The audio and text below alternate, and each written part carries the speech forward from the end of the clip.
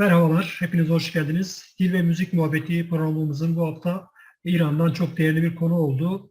Çok değerli Üstad Setar ve Tembür Üstadı sevgili Rıza Selahi Üstad'la konuştuk. Hazırsanız buyurun beraber izleyelim. Evvelen şoma hoş آمدین به برنامه ما. من از شما خیلی سپاسگزارم. آقای استاد، من البته سوال اول میخوام که شما میشناسیم، می توانید مختصر از خودت معرفی کنید؟ شما کی هستید؟ بله کجا به دنیا آمدید؟ چه کارها میکنید؟ بله عرض میکنم. ما سلام میکنم خدمت شما و مخاطبین شبکه یوتیوبتون.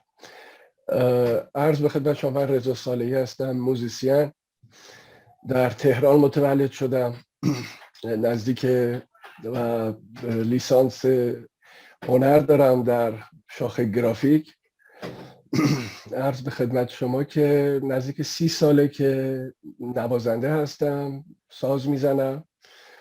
در کنار فعالیت‌های گرافیک کار موسیقی رو به صورت سعی میکنم که جدی دنبال بکنم و خب این روند 30 سال طول کشیده. یعنی از سن 14 سالگی تقریبا موسیقی رو شروع کردم با ساز ستار و با ردیف‌های سنتی موسیقی ایرانی، یعنی موسیقی ترادیشنال ایران شروع کردم، با سازهایی مثل ستار، تار و کمانچه. ولی عمده فعالیتم غیر از کار روی موسیقی سنتی ایران، تحقیق و پژوهش و فراگیری موسیقی‌های محلی یا به قولی فولکلور ایران بوده. در راستای این پژوهشی که شروع کردم و اختصاصاً به ساز تنبور مربوط میشد، یعنی فرهنگ موسیقایی اهل حق در منطقه کرمانشاه در غرب ایران در کوههای زاگرس، در طول زمان یادگیری چون به دنبال ریشه های این موسیقی بودم، یواش یواش به بقیه موسیقی های نواحی و مناطق ایران علاقه‌مند شدم و روی اینها هم تحقیقاتی انجام دادم. بیشتر روی خانواده سازهایی مثل تنبور. اصولاً علاقه‌ام به سازهای زهی دسته‌دار هست که شما مشابهش رو دارید، باغلامای اوزونساب، کیساساب یا جراب یا کوپوس که دارید، یا تنبوری که در مولویه میزنن. اینا همه جزو این دسته از سازها هستن که به اصطلاح علمی بهشون لوت‌های دست بلند یا عود دست بلند هم میگن. بیشتر فعالیتم روی تکنیک ها و موسیقی هایی بوده که در این سازها در جریان. و طبیعتاً چون تنبور، حالا تنبوری که ما به اسم تنبور اهل حق در ایران میشناسیم، در غرب ایران، و از اون ور تنبور دیگه در خراسان داریم که بهش میگیم دوتار، که اونها حالا بعد از معرفی به اونها میپردازن. اینا سازهای باستانی هستند و به نوعی مادر تمام این سازهای زهی دسته‌دار مثل گیتار، بانجو یا هر ساز این شکلی دیگه ای هستن. خیلی علاقه‌مند شدم به این موسیقی کهن و موسیقی محلی و موسیقی فولکلور، چون ما ریشه های موسیقی امروزمون رو اگر بخوایم روشون پژوهش و تحقیق بکنیم، طبیعتا در این موسیقی های قدیمی که در مناطق دور افتاده نسبت به شهرهای بزرگ قرار دارن میتونیم پیدا بکنیم برای کشف ریشه های این موسیقی. و بنده هم طبیعتا به جز تنبور به تمام این موسیقی ها علاقه خاصی دارم، چون اینا رو موسیقی های طبیعی میدونم. اینا موسیقی هایی هستن که ما آهنگساز روش نداریم، نمیتونیم بگیم کی این موسیقی های فولکلور رو ساخته. و در نه فقط مختص به ایران یا آسیا نیست، در همه جای دنیا این نوع موسیقی فولکلور وجود داره، با حالا تفاوت هایی که داره.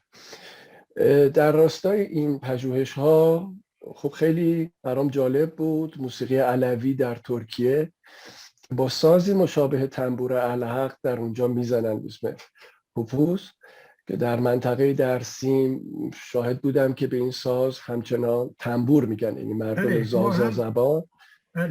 و کرمانچ ها هم از کلمه تنبور و دوستان ترکمون از کلمه کپوز استفاده میکنن. و نوع تکامل یافته‌اش رو در سازهای دیگه‌ای مثل باقلاما می‌بینیم در ترکیه و در ایران نوع تکامل یافته این تنبور رو در تار، ستار و سازهای این چنینی می‌بینیم. این علت علاقه‌مندی من بود به این انواع موسیقی که عرض کردم و طی این پژوهش به اشتراکاتی رسیدم علاوه بر شباهت تنبور ایران یا تنبور اهلب یا دوتار خراسان به کوپوز و ددساز یا تنبور آناتولی خیلی برام جذاب بود و کوشش‌هایی رو در این رابطه انجام دادم. سفرهایی رو هم به آناتولی و ترکیه انجام دادم برای تحقیقات بیشتر. این فعالیت عمده من در پژوهش بوده در این رابطه این موسیقی ها. ولی خب در رابطه با تنبور چون کار اصلیم پژوهش بود، یواش یواش این رو تبدیل کردم به انتقال و آموزش این ساز در کنار دوستان دیگه که تو ایران هستن، هم نسلای بنده هستن، هم سنای من هستن. استاد گرامی، من خیلی عذر میخوام. شما اصلا اولا پژوهش بودید درباره این سازها، بعدا شما پژوهش کردید، شما هم شروع کردید به یاد گرفتن. بله من همزمان ببینید، من چون قبل از اینکه تنبور بزنم موسیقی کلاسیک ایران رو کار کرده بودم، به نوعی موسیقی بلد بودم. و وقتی شما یک موسیقی کلاسیک، حالا چه موسیقی کلاسیک ترک، چه موسیقی کلاسیک عرب، چه موسیقی کلاسیک ایران یا هند یا هر موسیقی کلاسیک رو بلد باشید، این هم موسیقی کلاسیک هر کشوری در خاورمیانه مجموعه است از تمام آن اتفاقات موسیقایی که در گوشه کنار اون جغرافیا اتفاق افتاده. یعنی شما وقتی به یک موسیقی کلاسیک مسلط میشید، طبیعتاً موسیقی های پیرامونی رو که محدوده کوچکتری دارن و موسیقی های قومی و فولکلور بهش میگیم، راحت تر میتونید آموزش ببینید. یعنی براتون راحته چون موسیقی بلدید.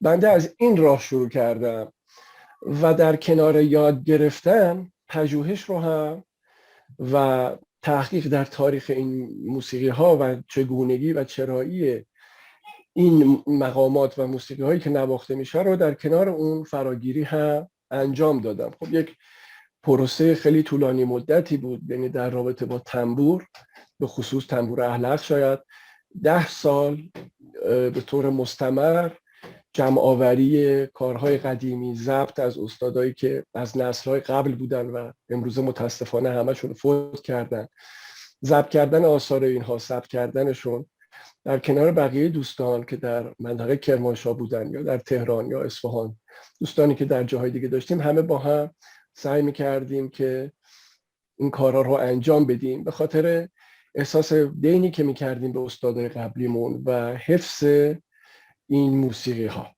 علتش میتونم بگم این بود. حالا باز اگر سوالی هست در این رابطه من در خدمتم. خیلی خوب، خیلی تشکر میکنم استاد.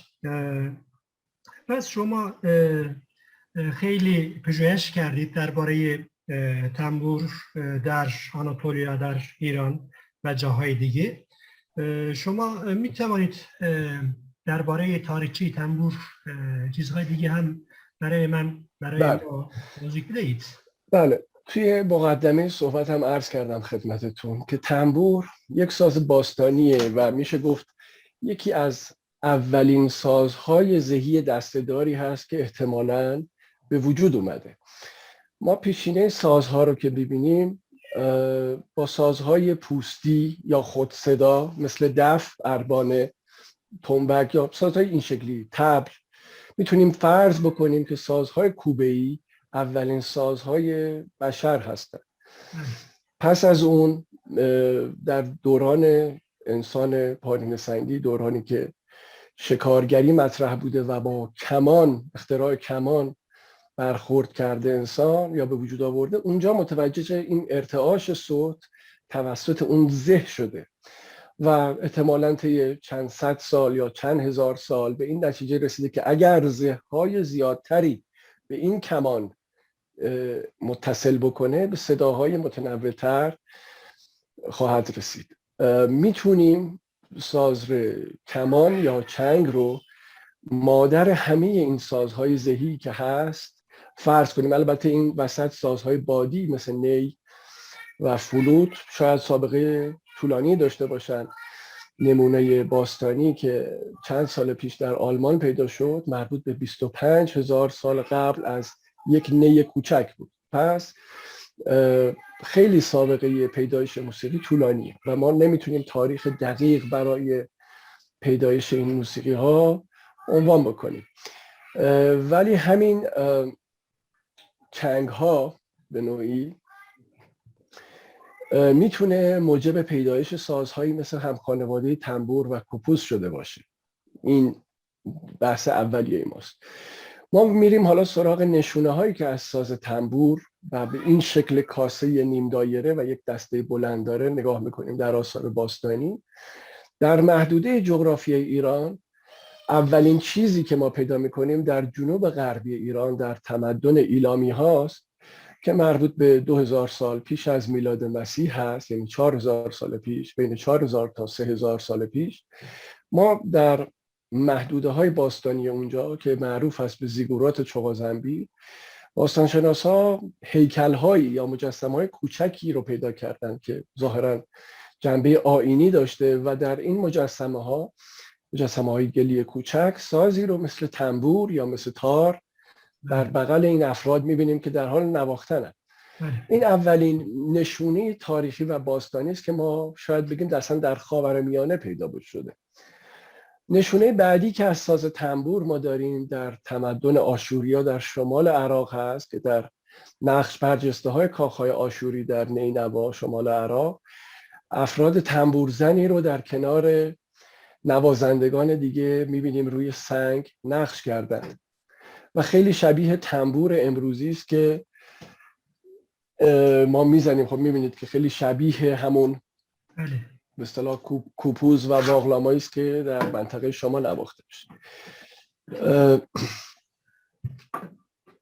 بعد از این نمونه که در آشور پیدا شده، همه این مواردی که میگم دوستان به راحتی میتونن تو اینترنت سرچ کنن و این تصاویر مربوطه رو به راحتی پیدا بکنن. موارد دیگه‌ای که اشاره شده به تنبور، یک سری مجسمه های باز یا حکاکی های کوچک روی ظروف یا نقاشی های کوچک روی ظروف مربوط به هولوش 2000 سال پیش به بعد هست، یعنی از زمان میلاد مسیح به بعد در تمدن پارتی ایران یا ما بهش میگیم سلسله پادشاهی اشکانی که اونجا تصویر باز تنبور رو میبینیم.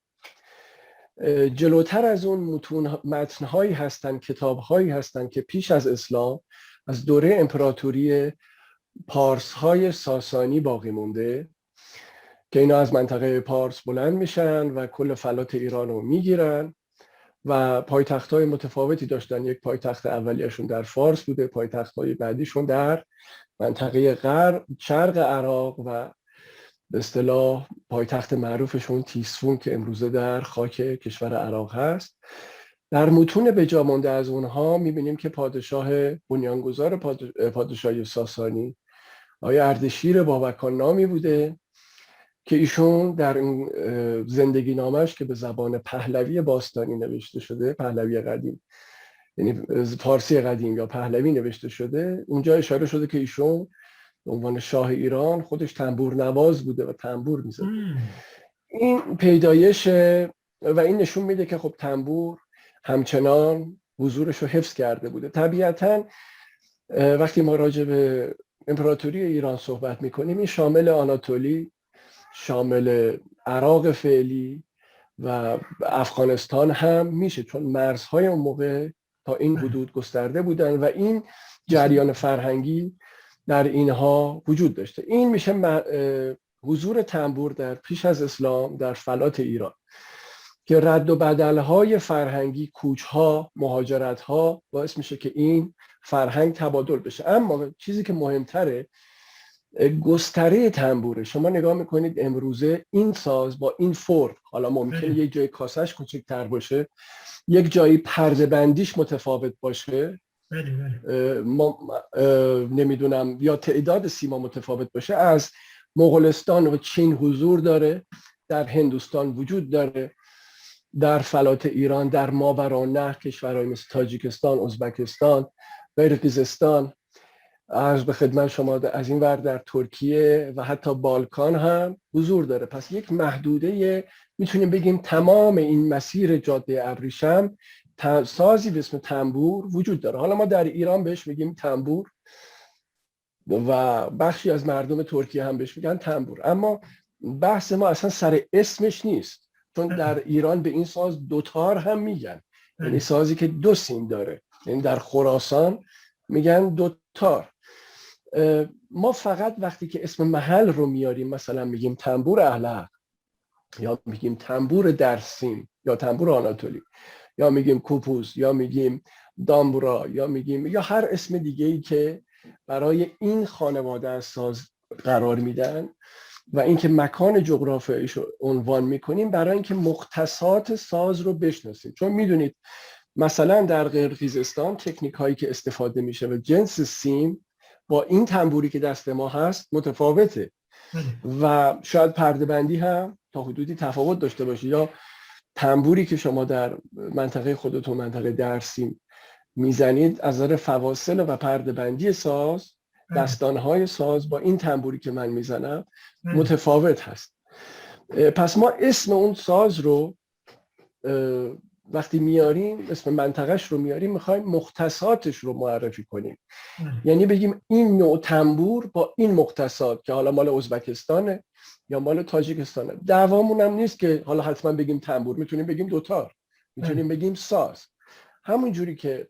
و در ادبیات ایرانی مثلا در اشعار مولانا اگر دقت بفرمایید، وقتی اسم تنبور میاد ما نمیدونیم منظور تنبور از تنبوری که مولانا میگه همین سازه یا کوپوزه یا همون تنبوریش که امروزه در مراسم مولویه میزنن یا هر چیز دیگه. ما فقط از کلمه تنبور این رو میفهمیم که کلمه تنبور اشاره به یک ساز زهی نیم دایره‌ای است که یک دسته بلند داره و عمدتاً دو سیم هست. پس کلمه تنبور یک اسم عامه، مثل کلمه ساز. مثلا در ایران وقتی به یک اینسترومنت میخوان اسم بذارن، یعنی کلا صدا کنن ساز رو یا اینسترومنت رو، میگن سازها، چند ساز، مثلا گیتار، یعنی گیتار هم ساز، تنبور هم ساز، نی هم ساز، اربانه هم ساز. تنبور میتونیم بگیم پس کلمه تنبور یا کلمه دوتار یا کلمه ساز، اینها کلمات عام هستن که شامل تمام گروه سازهای ذهی به قول شما اوزونساپ میشن، یعنی دسته بلندی دارن. این دسته بلند رو در مقابل چی قرار میدن؟ در مقابل ساز دسته کوتاهی به نام عود. چون در دوره ساسانی و در اوایل اسلام میدونیم که عود نقش خیلی پررنگی در دربار و مراکز اصلی موسیقایی داشته، در بغداد یا مناطق دیگه. یا در موسیقی عثمانی نگاه میکنید عود یکی از ارکانه، یا در موسیقی عرب که نگاه میکنید عود یکی از ارکان مهمه. و دانشمندای مثل فارابی وقتی میان موسیقی رو تشریح میکنن در 1000 سال پیش، از ساز عود برای معرفی پرده بندی ها استفاده میکنن و در کنارش تنبور هم مطرح میشه که آقای فارابی در کتاب موسیقی کبیر خودش که 1000 سال پیش در تشریح موسیقی نوشته، اونجا به دو نوع تنبور اشاره کرده. دو نوع تنبور اصلی، تنبور خراسانی و تنبور بغدادی. اونجا هم میبینیم یک ساز نیم دایره است با یک دسته بلند و حالا در اون کتاب فواصل و پرده بندی این ساز عنوان شده. پس کلمه تنبور رو ما به عنوان یک کلمه عام میتونیم در نظر بگیریم. اما حالا بیایم قضیه رو کوچکتر نگاه بکنیم. در بین اهل حق که گروهی از مردم، حالا بعضی از محققین جزو گروه‌های علوی حساب میکنن اهل حق رو، بعضی جزو گروه‌های شیعه حساب میکنن و اسم عامشون به صورت اهل حق در ایران شناخته شده. اسم خاصشون در بین گروه اهل حق وقتی همدیگر رو صدا میکنن یا اسم دینی خودشون رو صدا میکنن به عنوان یارسان مطرح است، یا در عراق اسم عام دیگری به عنوان کاکهی براشون وجود داره. اینا سه اسم یک مکتب هستن که همین مکتب یارسان هست، یعنی اهل حق، کاکهی، یارسان یک چیزن، متفاوت نیستن. مثل این میمونه که شما یه سری میگن علوی، یه سری میگن علوی بکتاشی، یه سری میگن قزلباش، ولی خب در بطن حالا اونجا ممکنه تفاوت‌هایی بین قزلباش و بکتاشی باشه، ولی در وقتی میگیم اهل حق منظور همون جماعت یارسان هستن که تنبور رو با نام تنبور مینامن. حالا ممکنه در هر منطقه‌ای برید به اسم تمیره یا تنوره شناخت عنوان بشه، ولی لفظ ادبیش که در کتب ایران اومده به عنوان همین تنبور هست و اونجا جایگاه عبادی و مذهبی داره. یعنی در مرام اهل حق عبادت جمعخانه، یعنی وقتی که مراسم جمع انجام میشه مثل علوی ها در بقیه مناطق دنیا، اصولا ساز یعنی تنبور نقش مهمی داره و برای خواندن اذکار و اوراد مذهبی و ذکرهای جلی که حالا در بین علویان باهاش سماع هم انجام میدن تنبور نواخته میشه. امروزه در ترکیه تنبور یا ددساز یا کوپوس تبدیل به یک حالت، حالا شاید مدرن شدن بوده یا نمیدونم استاندارد سازی بوده، اومده خب باقلاما اومده جای تنبور رو، آره باقلاما جای تنبور رو گرفته، حالا چون شاید صدای قشنگتری به گوش مردم امروز شاید داشته باشه یا حجم صدای بیشتری داشته مورد استقبال قرار گرفته. امروز در آناتولی در ترکیه باز میبینیم یک رجعتی، اونجوری که من میبینم در فضای مجازی یا ارتباط با دوستان، میبینم یک برگشتی دوباره به همون ساز قدیمی ددساز هم وجود داره. ما خیلی حق داریم.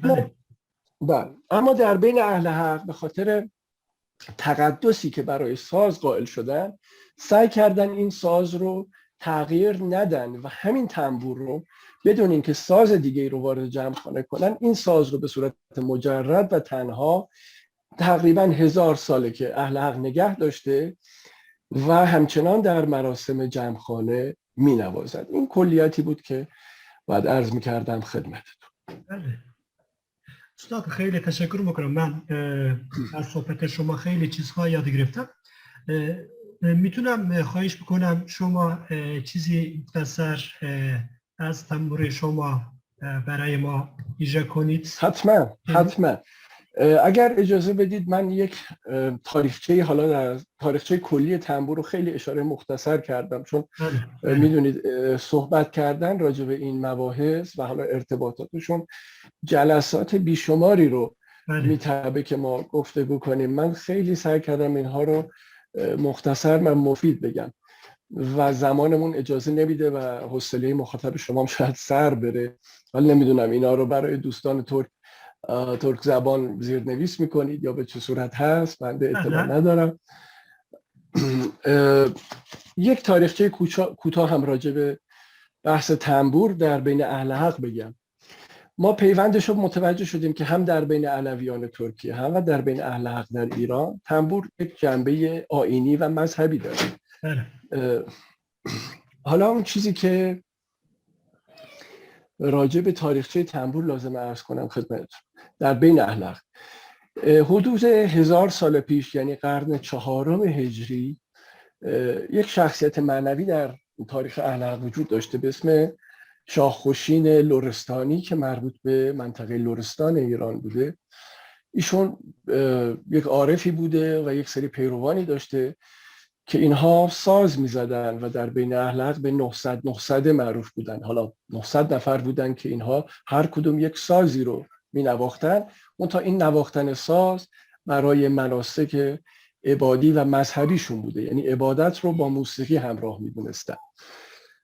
سازی که هر کدوم از این یاران شاه خوشین یک سازی می‌زدن، خود شخص شاه خوشین تنبور می‌زده و این ساز رو برای جماعت یارسان یا اهل حق به عنوان یک ساز مقدس عنوان میکنه و مطرح میکنه و پس از ایشون این تنبور یک جنبه مقدسی برای اهل حق پیدا میکنه و باهاش در جمعخانه ها شروع میکنن به نواختن. پس این از دوره شاه خوشین، یعنی از 1000 سال پیش به عنوان ساز مقدس اهل حق مطرح میشه و نسل به نسل به صورت سینه به سینه این آهنگ ها میان.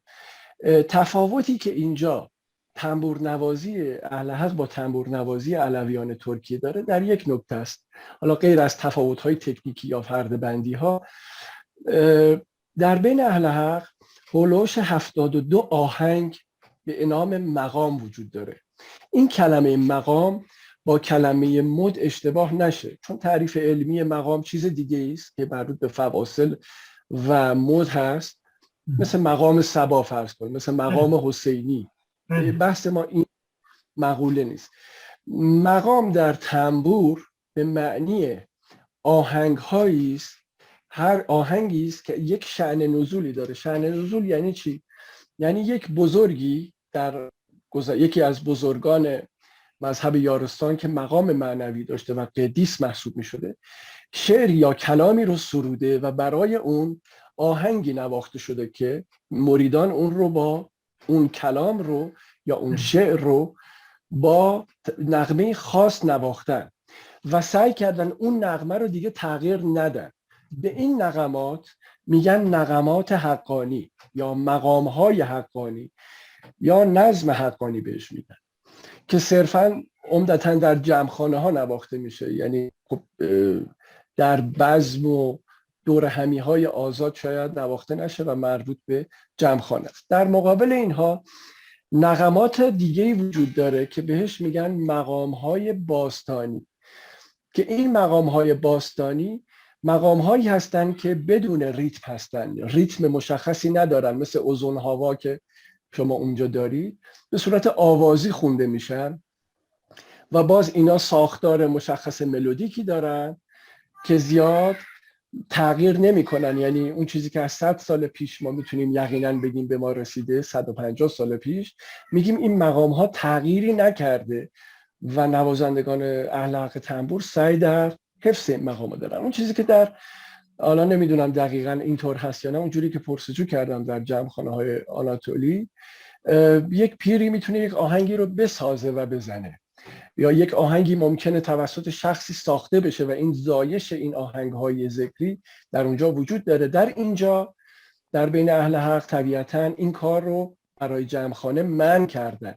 یعنی شما هر چقدر موزیسین خوب باشی، حق نداری که یک ملودی جدیدی بسازی و در جمعخانه بزنی. شما باید همون 72 مقام رو برای جمعخانه استفاده کنی. حالا اومدی از جمعخانه بیرون، خواستی استفاده هنری بکنی، خب بله، شما میتونید تصنیف ها و آهنگ ها و چیزهای مختلفی رو تنبور ابداع بکنی. اما برای جمعخانه این یک قانونه که همه اهل حق اینو پذیرفتن و نغمات جدید رو در جمعخانه نمی نوازن و صرفاً نغمات قدیم رو می نوازن.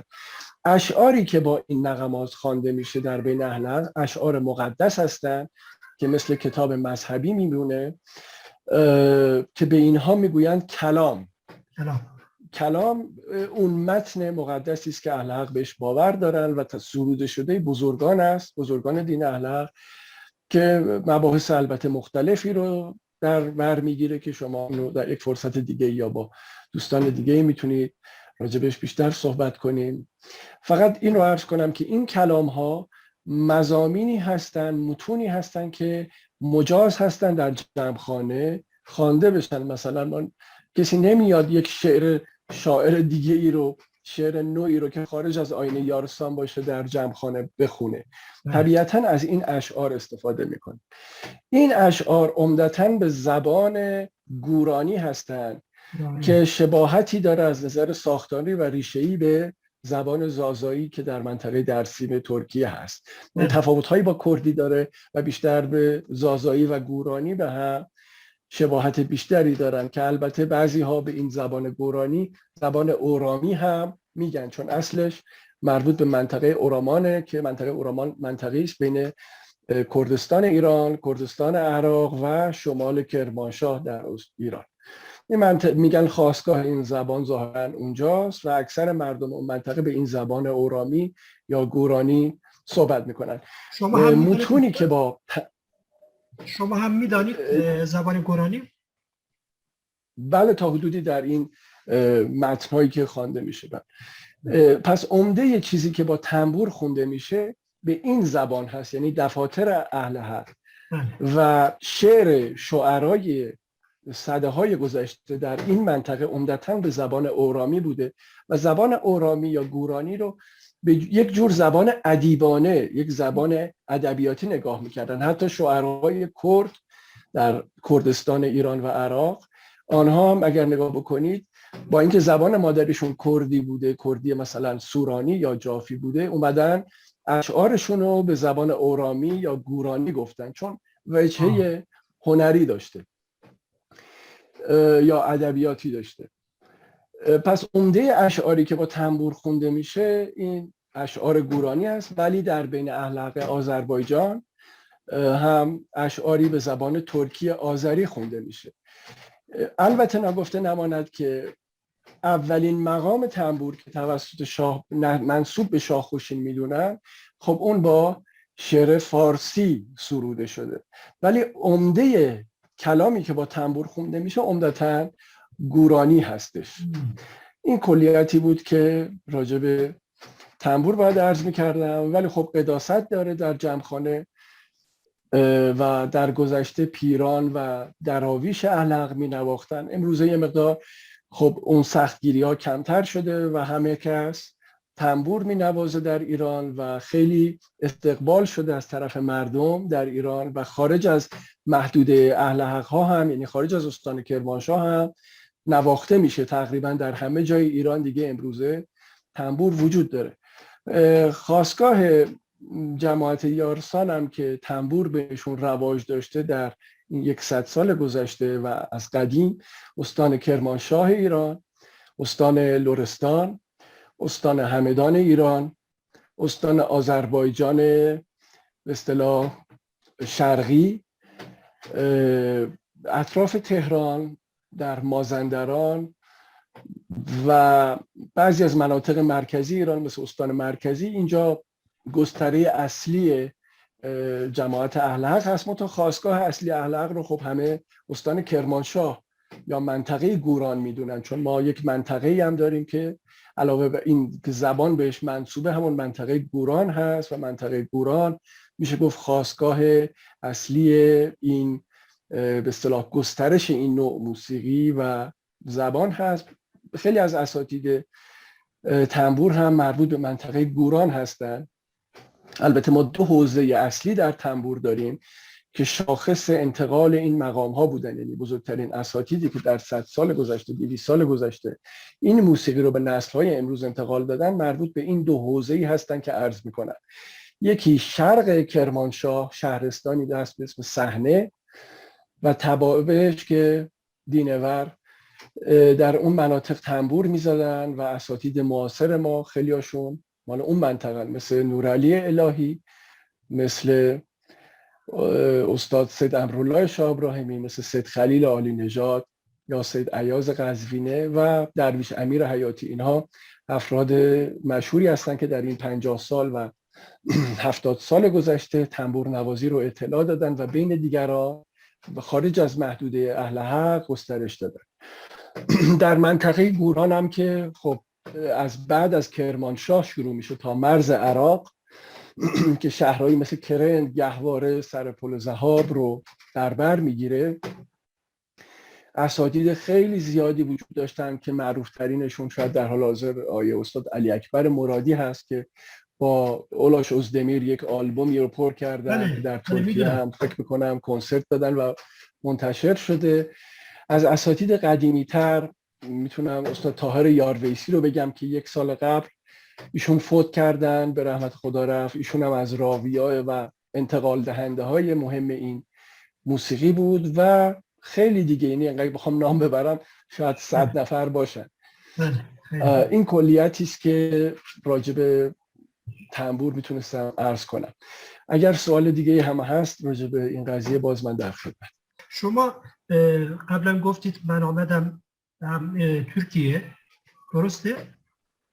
شما در ترکیه با هنرمند موسیقی هم ارتباط دارید الان؟ مثلا شما کدوم موزیسین ترکیه دنبال میکنی یا دوست داری درباره این؟ بله، من دوستان موزیسین اونجا دارم که خب البته همه باقلما نواز نیستن، سازهای دیگه هم هستن. آقای یک دوستی اونجا داشتم که یه مدتی از طریق ایشون با موسیقی باغلاما خیلی آشنا شدم. آقای اولجایتو هست، به اولجایتو آرت معروفه. عرض به خدمت شما که آقای اردال ارزنجان رو یکی دو بار دیدم و راجع به موسیقی با هم صحبت کردیم. آقای قهرمان رو همچنین دیدم و راجع به موسیقی صحبت کردیم، کمال قهرمان.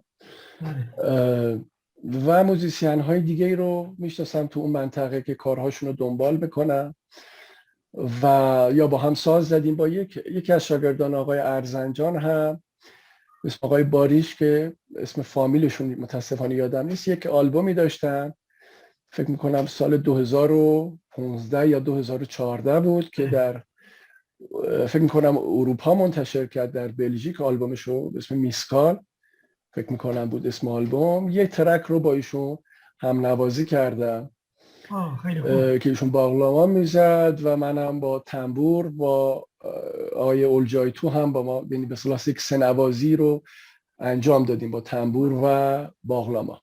آیا شما بارش گونی را کارهای میگید؟ دیگه هم جان؟ آیا شما بارش گونی را میگویید؟ بارش گونی هم فامیلشون یادم نیست، اسم فامیلشون یادم نیست، ارتباط هم مثلا فقط اون اسم کوچیکشون خاطرم هست.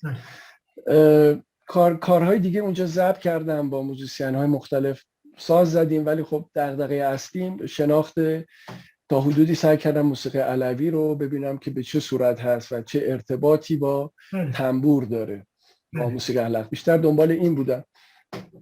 خیلی خوب استاد. پس استاد شما هم الان درس های آنلاین هم میدید، درس های تنبور؟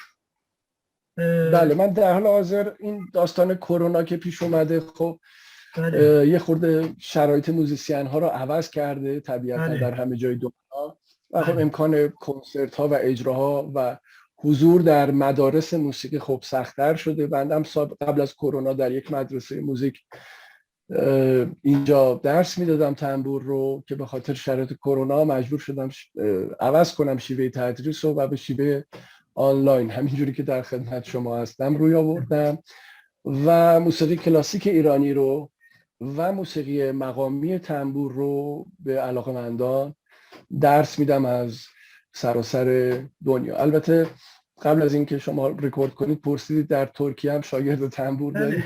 بله.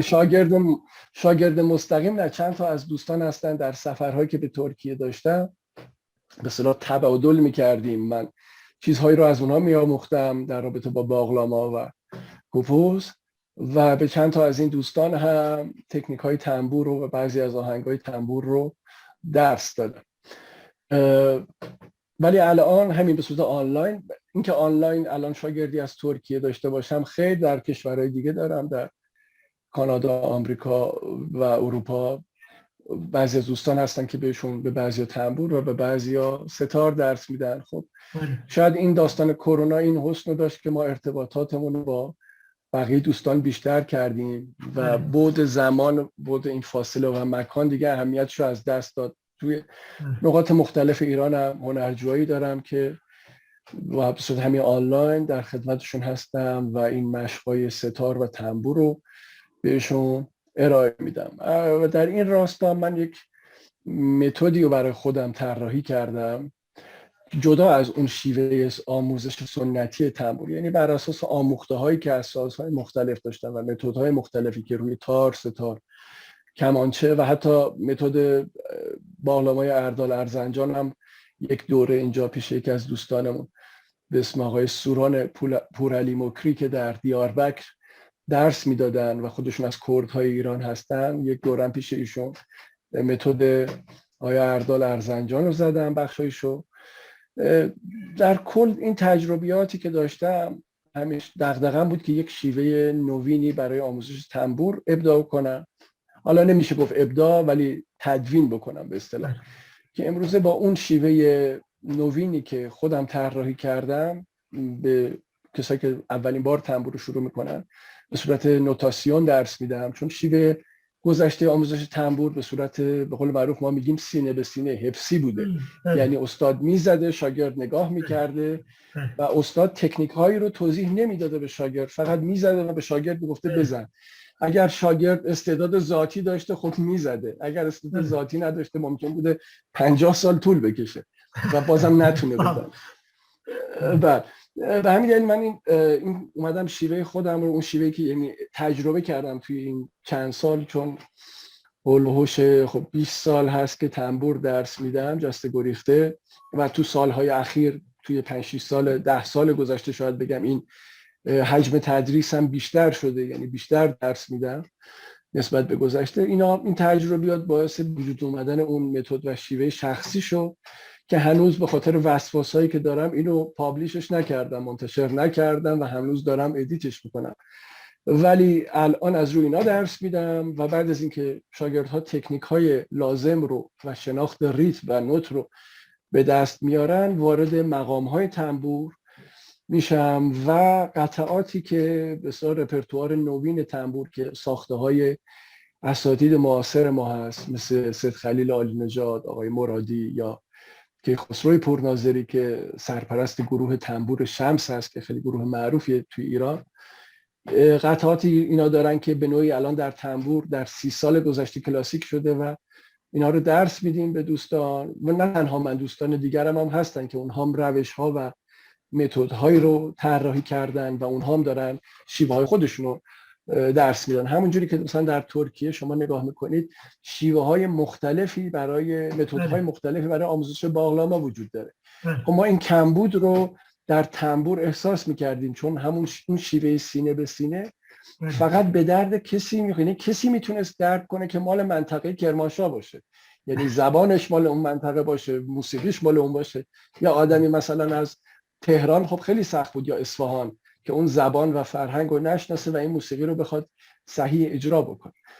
این الزامی بود که اون چیزی بود که ما احساس کردیم جای یه چیزی خالیه.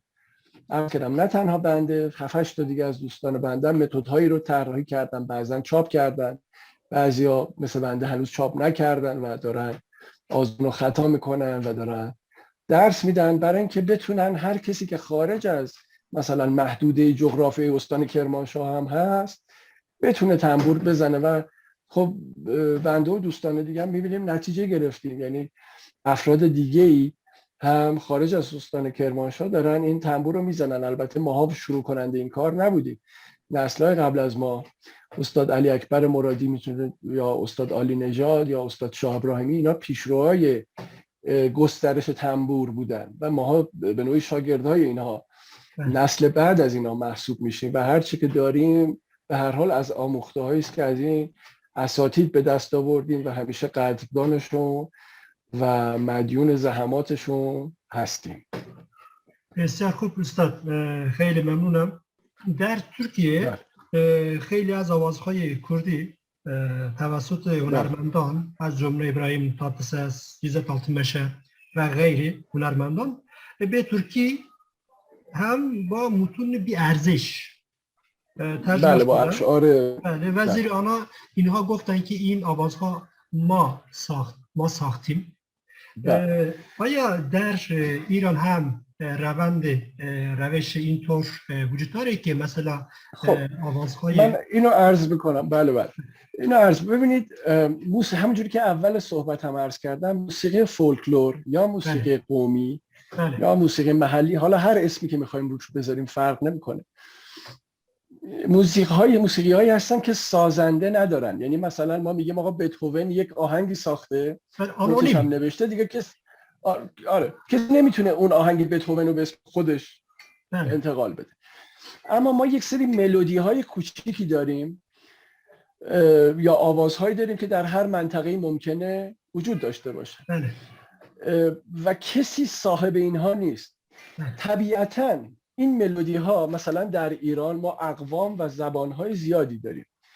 از یک طرف ارمنی ها هستن، از یک طرف آذری ها هستن، از یک طرف کرد ها هستن، لور ها هستن، یا به اصطلاح فارسی زبانان هستن. اینا ملودی هایی بین اینا در چرخشه ما نمیتونیم مثلا یک ملودی به کردی معروف شده یه خواننده خونده مثل حسن زیرک در ایران که خب خیلی معروف است، مثلا ایشون خونده، ما چون یک خواننده کردی ایشون این آهنگ رو خونده الزاما نمیتونیم بگیم این آهنگ ملودیش مال کرد هاست یا مال آذری هاست یا مال ارمنی ها.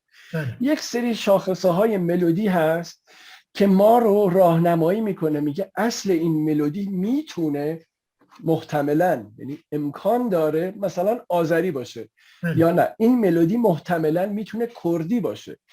ملودی های کردی فولکلوری که لااقل در ایران من میشناسم اینها یک ریتم مشخصی دارن از نظر ضرب آهنگ. اصلا شما ضرب آهنگ رو که میشنوی کاملا متوجه میشه آقا این اصلا ساختارش کردیه. یا ملودی هایی وجود دارن وقتی میشنوید کاملا متوجه میشین ساختارش ارمنیه یا ساختارش آذریه. اما خب همه مردم که موزیسین نیستن، مردم چیزی که میشنون اون کلام و شعری است که با اون ملودی خونده شده. ممکنه شما یک ملودی رو از افغانستان بیارید که این اتفاق افتاده و شعر مثلا آذری یا کردی روش بذارید، یا بالعکس یه ملودی کردی رو ببرید شعر فارسی یا عربی روش بذارید. وقتی که زمان ازش میگذره، یعنی مثلا 50 سال پیش که این کارو کرده باشه و مثلا صفحه‌اش ضبط شده باشه و گوش مردم عادت کرده باشه، دیگه بعد از 50 سال حتی اگر اون موسیقی کردی یا هر جای دیگه بوده باشه مردم به اون اجرای معروف میشناسنش. یعنی میگن آقا این مال فلان خواننده است، پس این موسیقی اون چون فلان خواننده با فلان زبان خونده پس این موسیقی مال اون منطقه است. پس نمیشه خیلی ردیابی کرد که بگیم آقا این موسیقی فولکلور اصالتا ترکیه یا اصالتا کردیه، مگر عرض کردم ملودی هایی که از منطقه خودشون بیرون نیومدن و ساختار ملودی که شون عناصری که هست توی ریتم کاملا یا از فواصلی که استفاده میکنن کاملا اینو ما رو مجاب کنه که این موسیقی مال اون منطقه است. مثل آوازهای که دنگبش ها میخونن تو دیاربکر، آوازهای مثل لاوک و حیران و اینها، خب این اصلا مشخصه که کردیه. یعنی اگر هر خواننده دیگه اینو بخواد بخونه ما میدونیم که این اصلش کجاست. یا شما بیاید یک آواز دستگاهی که فرزن آقای شجریان خونده، خب نمونهشو بعد از فوت آقای شجریان آقای عالم قاسموف خواننده شهیر آذربایجان اومد یکی از اجراهای آقای شجریان رو اجرا کرد. درسته که اون لحن موسیقی آذری نشست در اون اجرای آقای شجریان، ولی خب ما میدونیم که اصل این آهنگ مثلا شجریان خونده و موسیقی فارسیه. این قضیه هست، این تبادل فرهنگیه به نظرم. ولی این که ما بیایم یک ملودی محلی رو که حالا ممکنه میگم کردی یا ترکی یا ارمنی باشه ورداریم و من مثلا موزیسین به اسم خودم همون رو ارائه بدم، بله این یه جور خیانت در امانت میتونه منظورم همین است. چون این آهنگو که من نساختم، من میتونم وقتی اون آهنگو اجرا میکنم بگم بر اساس مثلا یک ملودی کردی یا یک موسیقی ترکی یا آذری یا هر چیز دیگه. صحیحش اینه برای اینکه آگاهی بیشتری به مخاطب بدن بهتره که یک موسیقی محلی رو یا یک موسیقی فولکلوری که خیلی هم ممکنه زیبا باشه، حتی اگر ما اینو گسترش میدیم به اصطلاح آهنگ رو وسیع‌ترش میکنیم یا تنظیمش میکنیم، میتونیم بگیم آقا این بیس این آهنگ یا پایه این آهنگ مربوط به موسیقی فلان منطقه است. مثلا شما چه میدونم در ایران وقتی موسیقی ترکمن‌های ایران رو میشنوید یک سری شاخصه هایی داره، یک سری مشخصه یا پارامترهایی داره که شما یک شنونده ایرانی اگر ترکمن هم نباشه بلافاصله میفهمه این موسیقی ترکمن صحراست، مربوط به اقوام ترکمنه. یا در جنوب شرقی ایران ما موسیقی بلوچ رو داریم که خاص خودشه و هر ایرانی طبیعتاً به سرعت میفهمه که این موسیقی بلوچیه، پس من نمیتونم بیام یک شعر فارسی روش بذارم و بگم من این آهنگو ساختم. اما در بین آهنگای محلی ترکی، آذری، ارمنی و کردی انقدر تبادلات، چون اینا همسایه بودن و هی داخل همدیگه مرزهای همدیگه کوچ کردن، با هم ازدواج کردن و فرهنگشون با هم خیلی قاطی شده، ما خیلی یه جاهای خیلی سخته که اینا رو از هم جدا کنیم، بگیم کدوم ارمنیه کدوم آذریه، یا مثلا آهنگ معروف ساری گلین فرض کنید، آهنگ معروف ساری گلین که آهنگ آذریه، خب هم در آناتولی زدن، هم در ارمنیا زدن، هم ورژن فارسیش اجرا شده. واقعا نمیشه از ملودی گفت این کجاییه، ولی ما میدونیم مال این محدوده جغرافیاییه، یعنی بین آذربایجان، ارمنستان، بین قفقاز، آناتولی و زاگرس میچرخه، یعنی میدونیم مال این منطقه است. ساری گلین، ملودی ساری گلین هم به زبان فارسی هم گفته میشه در ایران؟ من نمیدونستم. اینو آقای علیزاده اجرا کردن، آقای استاد حسین علیزاده تو یک آلبومی به اسم به تماشای آبهای سفید با ژیوان گاسپاریان، دودوک نواز معروف ارمنی، این رو اجرا کردن، هست میتونید بشنوید. البته خب آهنگ ما میدونیم که ساری گلین آهنگ فارسی نیست، رو شعر فارسی گذاشتن. عرض کردم محدوده مثلا یه آهنگ مثل ساری گلین رو ما نمیتونیم بگیم صرفاً مال ارمنستانه یا مال تبریزه یا مال آنکاراست یا مال مثلا مهاباده. ما میدونیم محدوده این جنس موسیقی به ما میگه مال این خطه است، مال این منطقه است. مثلا شما وقتی که موسیقی کانتری میشنوی، خب نمیگه موسیقی کانتری مال مثلا لندنه، میگه مال آمریکاست. یا هر موسیقی محلی دیگه رو که میشنوید شما محدوده جغرافیاییش رو میتونید حدس بزنید. ولی اینجا چون بحث قومیت و زبان هست و تبادلات چند صد ساله فرهنگی، جدا کردن اینها از هم خیلی کار سختیه و حتی یه جاهای جدا کردن اینها میتونه به نظر من خیانت باشه به این نوع موسیقی های بومی که اینجا هست. یعنی ما محکوم بکنیم که نه همه قبول کنن این موسیقی آذریه یا ارمنی. نه، این موسیقی ها تبادل شده. ما تو موسیقی هایی که مثلا استاد مرحوم حسن زیرک خونده، ملودی های خیلی زیادی خونده، شاید چند صد تا ملودی محلی خونده، خیلیاش کاملا مشخص از موسیقی آذریه، خیلیاش معلومه از موسیقی ارمنیه، خیلیاش از موسیقی فارسیه و خیلیاش هم موسیقی کردیه، خیلیاش موسیقی کردی سورانیه، خیلیاش از موسیقی کردی کرمانجیه.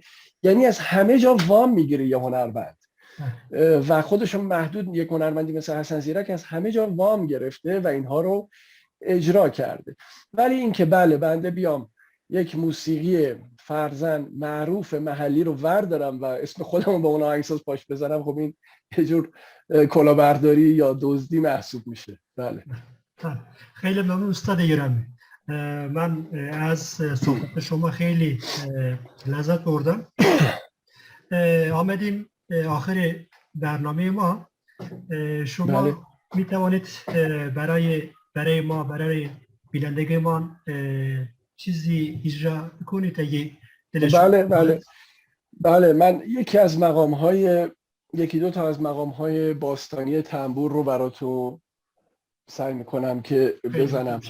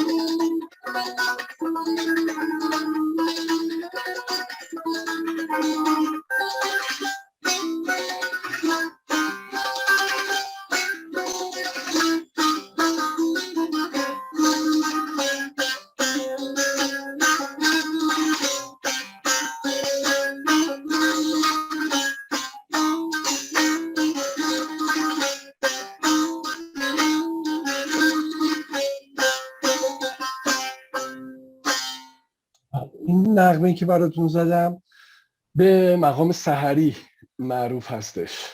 خیلی ممنون آره، یکی استاد. از نغمات باستانی به اصطلاح تنبور محسوب میشه. آفرین. خیلی قشنگ بود، خیلی عالی بود. خیلی ممنونم استاد. در ترکیه بله، ایران خیلی مطرحه، یعنی ما میدانیم ایران، تاریخ ایران بر روی فرهنگ ترکیه هم تاثیر گذاشته، تاثیر گذاشته. ولی زیاد نمیخوانیم، زیاد القدر نمیشویم. حالا زیاد راجبش صحبت نمیکنن به خاطر بله مسائل سیاسی. بله. نمیخوان این ارتباط فرهنگی زیاد مطرح بشه.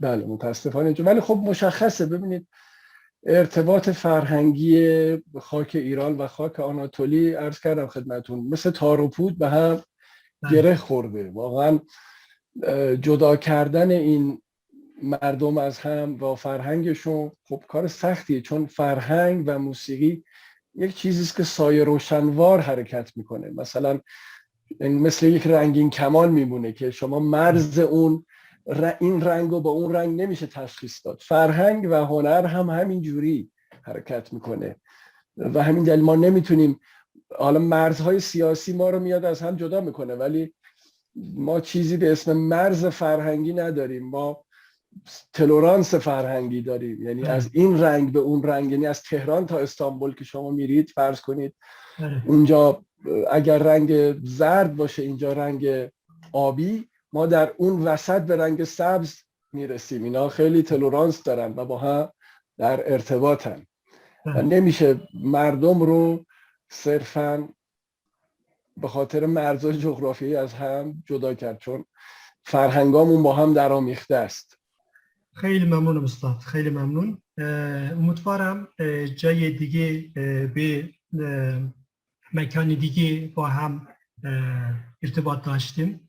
به امید دیدار میگویم. قربان شما. خدا نگهدار. خدا نگهدار. خدا نگهدار.